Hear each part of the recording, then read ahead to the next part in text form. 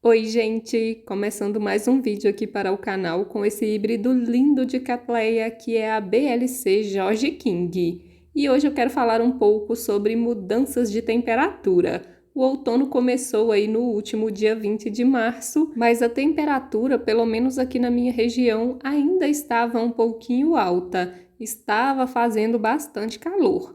Agora está começando a cair a temperatura. Ontem e hoje eu já estou percebendo aí um friozinho, fez frio durante a noite e as orquídeas sentem essa oscilação na temperatura. Agora a gente vai ver menos flores desses híbridos de Cattleya e vamos ver mais flores das Phalaenopsis, das Dendrobiums.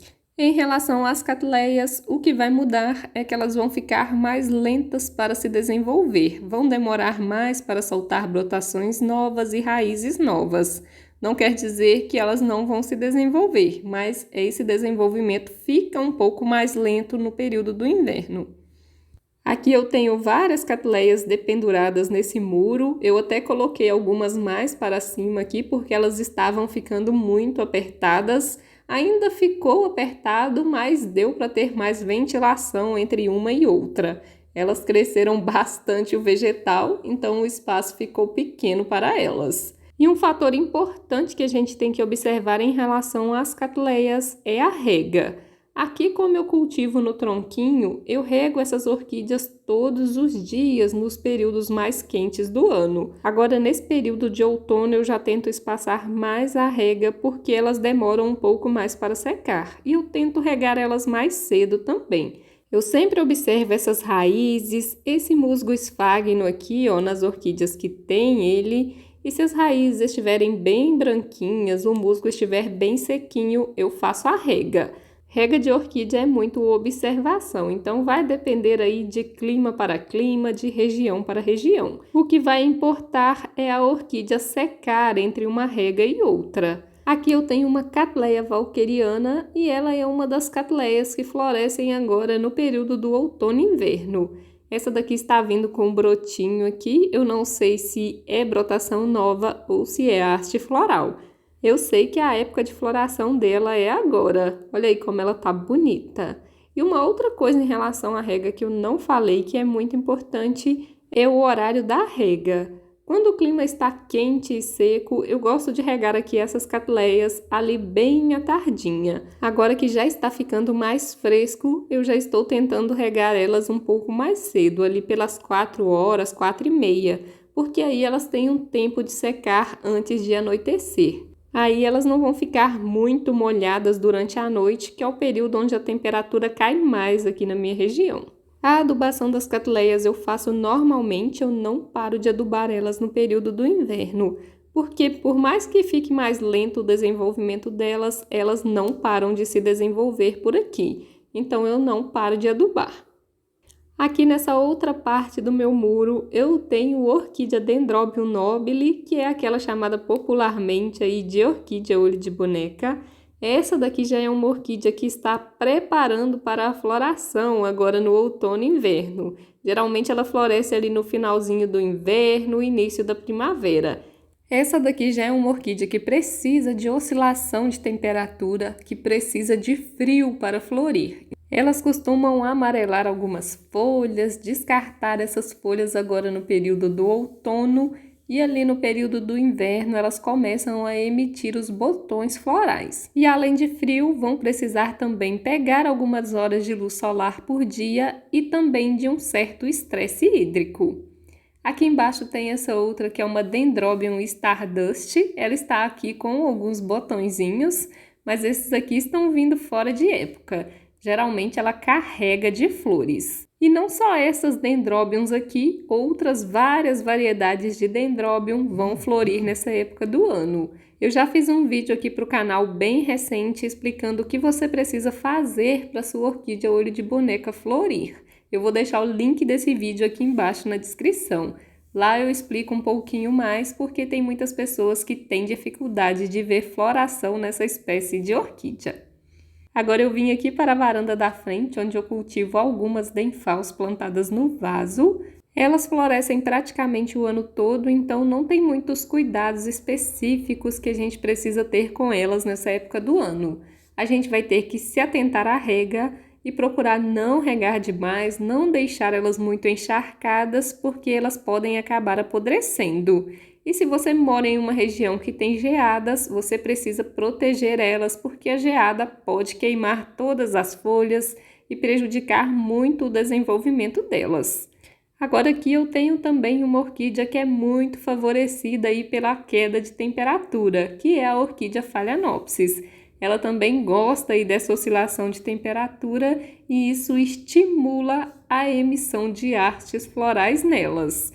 Aqui a maioria ainda não começou a emitir haste floral. Geralmente essas hastes começam a vir mesmo quando começa a fazer frio. Tem somente 2 dias que esfriou por aqui, então ainda é pouco tempo. Mas em breve já deve começar a aparecer as hastes florais. Aí, como é lento o processo aí de desenvolvimento das hastes, elas vão começar a emitir haste floral agora, mas vai florir mesmo lá pela metade do inverno. E como a floração delas dura bastante, elas ficam floridas até o finalzinho da primavera. Mas isso não quer dizer que Phalaenopsis não florescem em outra época do ano. Elas são plantas híbridas, então elas podem florir em qualquer estação.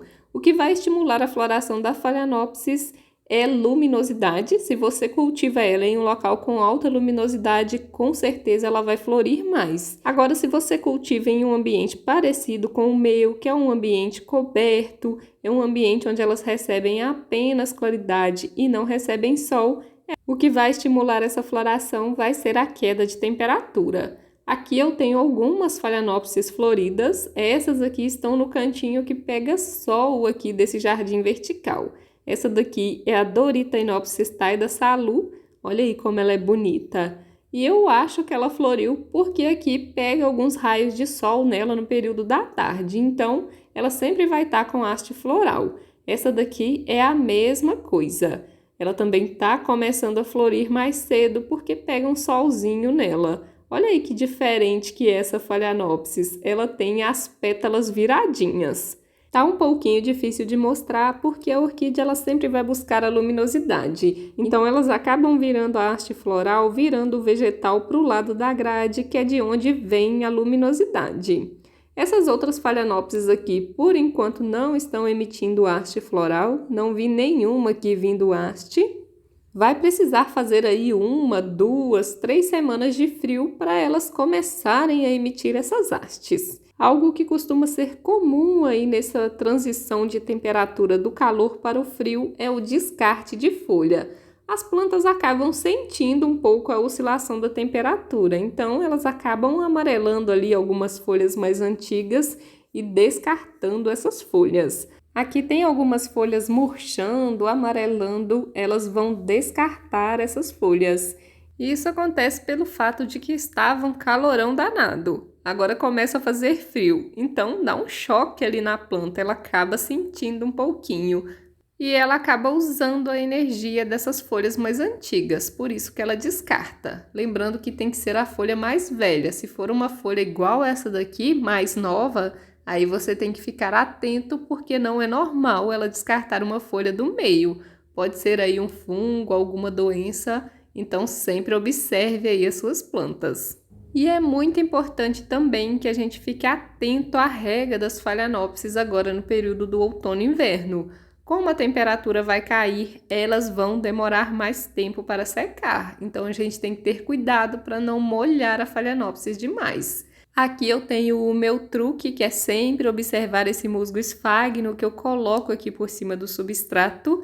Ele é meu termômetro. Se ele estiver úmido, igual essa planta aqui está, eu não faço a rega. Eu só rego essas Phalaenopsis se esse musgo esfagno estiver bem sequinho, craquelando. Elas são cultivadas em vasinho de plástico. O vaso de plástico demora muito mais tempo para secar do que um vaso de barro.